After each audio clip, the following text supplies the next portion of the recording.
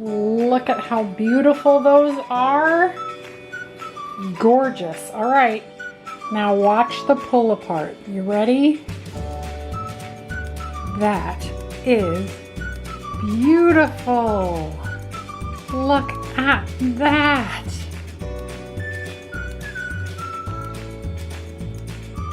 Makes you want to have one, doesn't it? Mmm.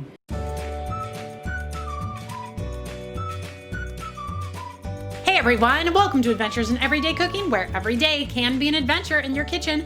My name is Heather, and today we're gonna do a Japanese milk bread dinner roll.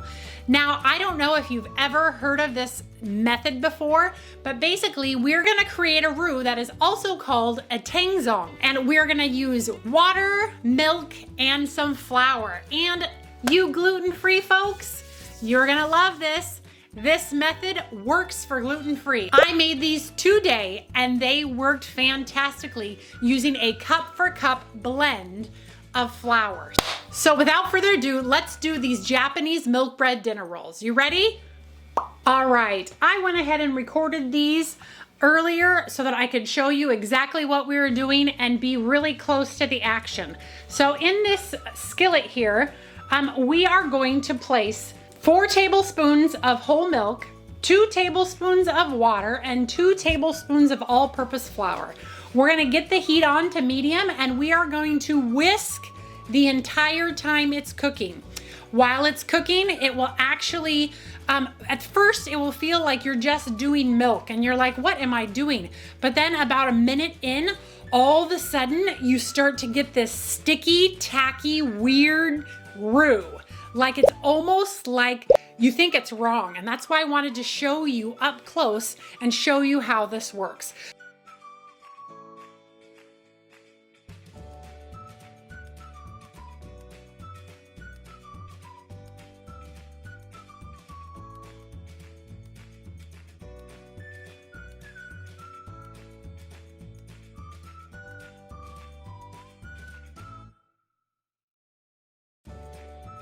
So once it gets all sticky and gummy, make sure that none of the milk remains and then get it immediately off of the heat.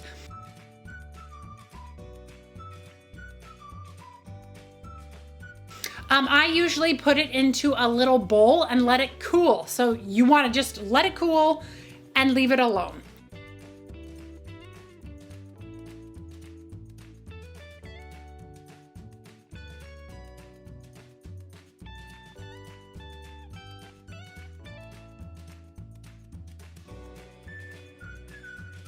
In the meantime, let's move over to our yeast. So here in this bowl, I have half of a cup of whole milk that is registering between 95 to 110 degrees or thereabouts. It's important that it's in that temperature range because you don't want to kill the yeast. So we're going to go ahead and add 1 tablespoon of active dry yeast to our milk.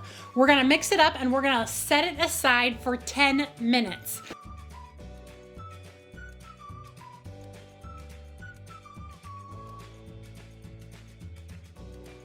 During that 10 minutes, let's get our mixer ready. So inside this mixer, I have 2.5 cups of bread flour. I have 3/4 of a teaspoon of fine sea salt. And I'm going to add 1/4 of a cup of granulated sugar. And we're just gonna let the mixer stir that up.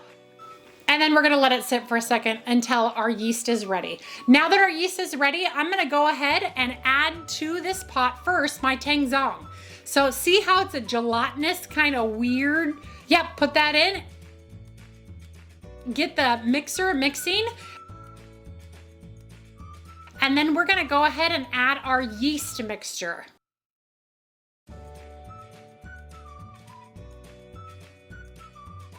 As soon as you see it kind of start to incorporate, you're gonna wanna add your whole room temperature egg.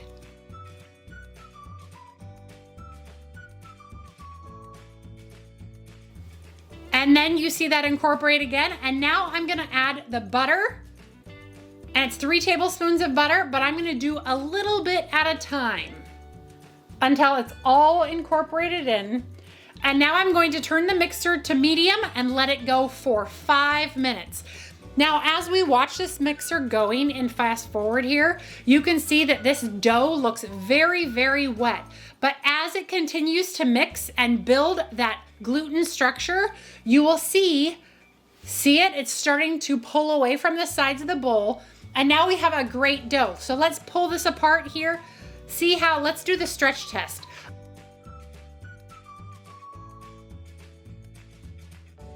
This dough needs to stretch. Oh, no, see how it tore? That's definitely not ready yet. So let's get it going again.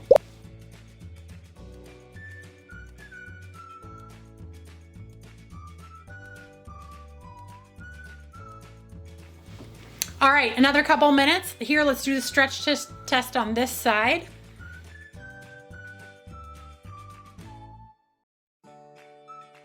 Yep, look at that. Do you see how far it stretches? That is ready to go. So let's go ahead and get that out onto the counter. And we are going to knead it just a couple of times just to make sure that it really is, has developed all that gluten. And then we're gonna roll it against the counter, kind of like you were doing a loaf of bread, but this is gonna be rolls. So we're gonna pull it all together and we're gonna make that top really tight.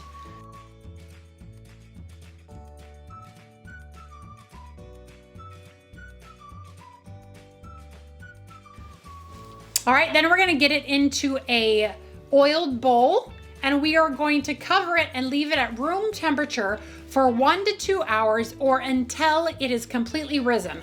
I had a really cold house today, so it took the full 2 hours to rise, but as you can see, it's nice and beautiful. And now we're gonna go ahead and turn that out onto the counter. And we're gonna poke holes in it. So we're gonna have to degas this whole thing. But I'm gonna measure out 72 to 75 of this dough per dough ball. So I'm gonna go ahead and do all of those dough balls.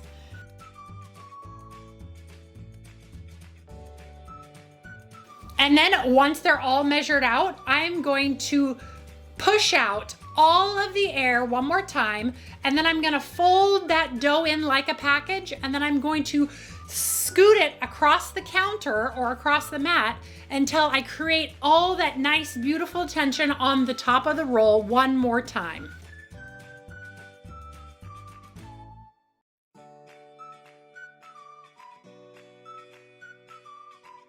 So we're gonna get it into the greased pan, and then we are gonna cover it with a dish towel, and we're gonna let it rise for another hour to hour and a half, or until it is doubled in size.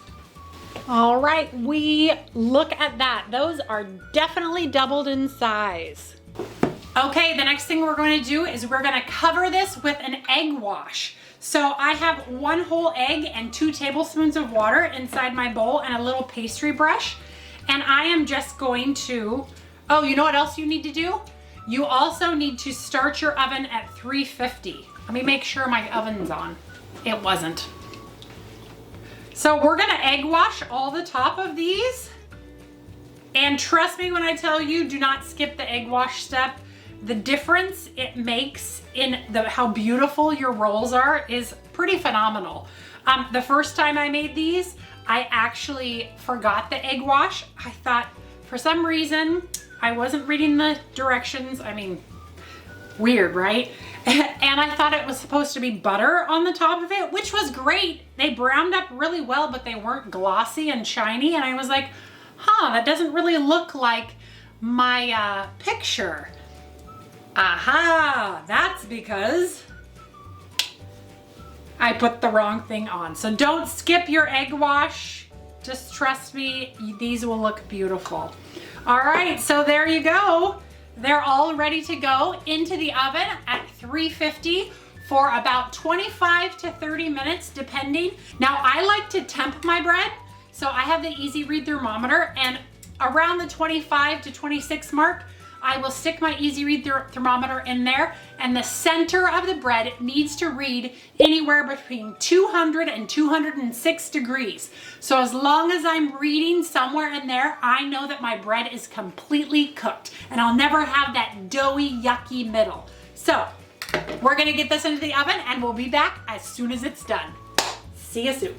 They are out of the oven and check these out. Look how beautiful those are. Wow. I'm telling you, with very minimal effort, these are amazing. Okay, so now what you're gonna do is you're gonna take some melted butter and we are just going to butter up the tops of all of these, all right? And if desired, sprinkle with some flaky salt.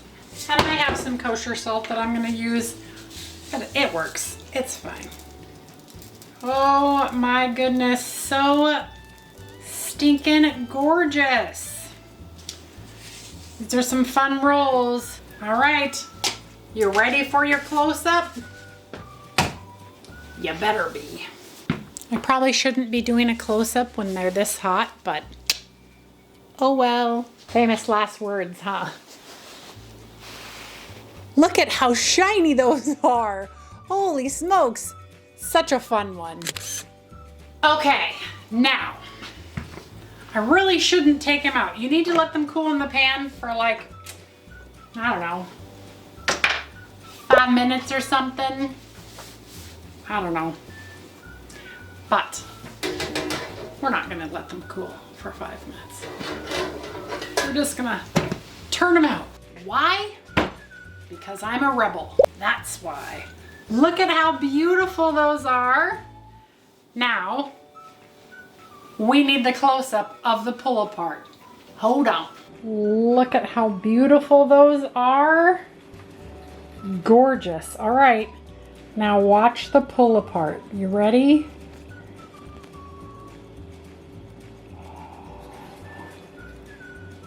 That is beautiful. Look at that.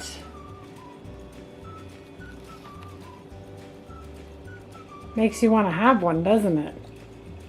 Mmm. And now, I really shouldn't taste it, but going to anyway. Okay, so let's break into it. Look at how beautiful the insides. Oh, and it's so hot right now. They literally just came out of the oven.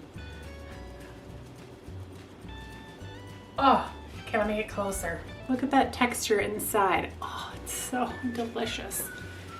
So I miss wheat often.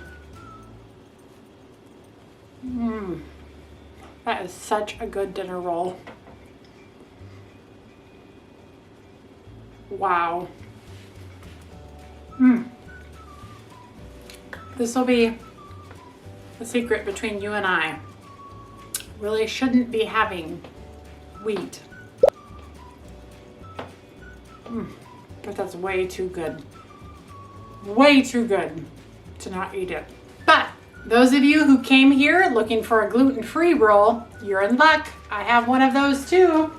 So this is literally the same recipe that is in the comments, but I used cup for cup flour. Nothing more, nothing less, just the brand cup for cup. I'll show you the bag. Here is the bag of flour I used for the gluten-free one. Now, I wanted to show you this because I want to prove to you that not all gluten-free things have to be like cardboard and spongy and chewy. They can be similar to real bread. So this is that same. I did the Tangzhong and everything. Okay, here we go. And I cooked this one just about probably an hour and a half ago. So it's not warm anymore, but that's okay. Bum, bum, bum. Look at this. Look at that texture. That is the gluten-free one. So stinking awesome.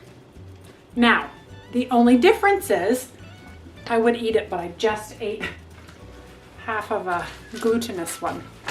The only difference is when you are rolling them out, you cannot roll them in the same way. They're much more like a drop biscuit, but you can roll them around in your hand, but they never get a smooth elastic top because the smooth and elastic is gluten. We don't have gluten in that. So instead it's kind of like a craggy top. So let me show you. So your tops are kind of craggy like this, but this is a phenomenal flavor. It works, it's amazing. I should not eat one. I had all of my carbs for today. No more carbs. All right, you guys, if you enjoyed that video, give it a like, share it with your friends, and subscribe to my channel. I do videos several times a week. I hope you'll join me on the next adventure. We'll see you later. Bye.